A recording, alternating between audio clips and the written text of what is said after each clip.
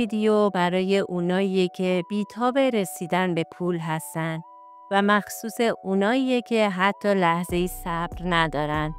سلام به همه شما عزیزان، امیدوارم حال دلتون خوب باشه. قراره با کمک چند سوره الهی و قدرتمند دعایی به شما بگم که درهای ثروت و فراوانی رو به طرز معجزه‌آسایی به روتون باز کنه. همه میتونن انجام بدن، خیلی راحته. فقط با دقت گوش کن، چون این یکی از اون آگاهی هاییه که باید نگهش داری. قبل از اینکه سوره رو بخونی باید به یک نکته‌ای توجه کنی که دعات نباید اینجوری باشه که خدایا ندارم بهم پول بده، بدون که تو داری به جهان اعلام میکنی تو در مدار نداری هستی، نه دریافت. در نتیجه شما بیپولی بیشتری رو برای خودت خلق میکنی. یا مثلا اینجوری دعا کنیم: خدایا کی میشه به اون جایگاه مالی برسم، یا میشه منم پولدار شم؟ این یعنی چی؟ یعنی داری با صدای بلند به کائنات اعلام میکنی من فقر رو باور دارم، نه فراوانی رو، و میگی من ندارمش. و اگه قوانین کائنات و جهان رو رعایت نکنی، ثروت و فراوانی وارد زندگیت نمیشه. اگه قرار بود به همین راحتی وارد زندگیت بشه، الان بی‌نیاز بودی، به پول احتیاجی نداشتی. پس حتما باید رعایت کنی. ما ساخته انرژیم، اما همین انرژی لحظه به لحظه داره توسط افکار منفی خورده میشه. هر فکری که توی ذهنت میچرخه داره یه پیام انرژی به کائنات میفرسته و تو با فکر کردن انرژی میبخشی.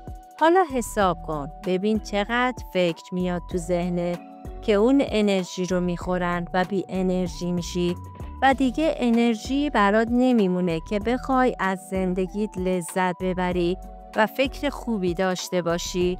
در مرحله اول باید تحت هر شرایطی، حتی وقتی همه چی داره از هم میپاشه، یه چیزو نباید از دست بدی: کنترل ذهن. نذار حتی یه فکر منفی از ذهنت رد بشه. و من بارها در مورد این قضیه ویدیو ساختم.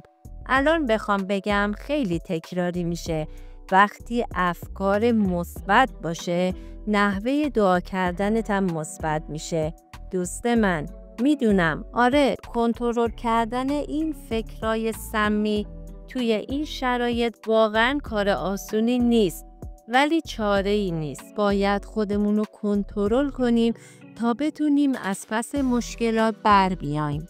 هیچ کس قرار نیست برای ما دل بسوزونه، اما حقیقت اینه که هیچ کس رو جز خدا نداریم. وقتی حتی در گذشته چیزی به ارث نبردیم، پس فقط یه راه میمونه که خودمون باید برای خودمون یه کاری کنیم. و راهایی که باهاش حالت خوب میشه تو ویدیوی قبلی هست تا دیگه این ویدیو طولانی نشه. حالا بریم سراغ اولین سوره که سوره واقعه هست که خیلی تأثیر فراوانی داره. اکثرا تأثیرشو دیدن. این سوره درهای رزق و روزی رو یکی یکی باز میکنه.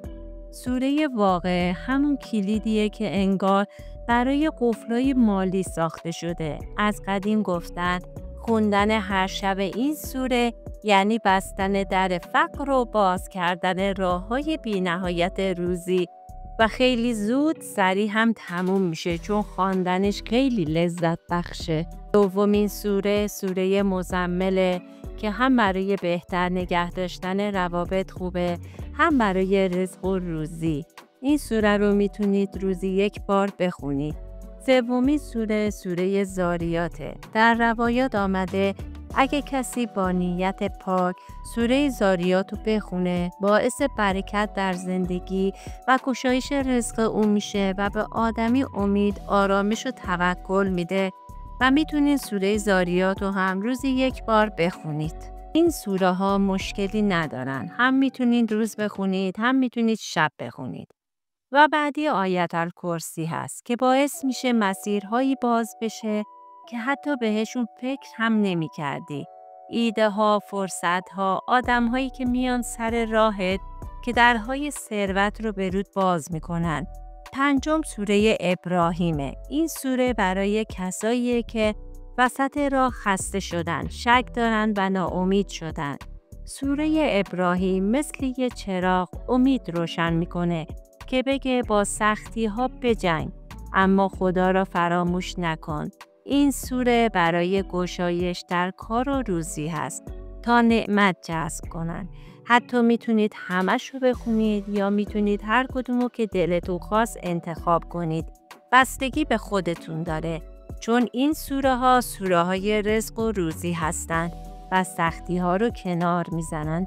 خیلی ممنونم که مثل همیشه تا انتهای ویدیو همراه من بودید.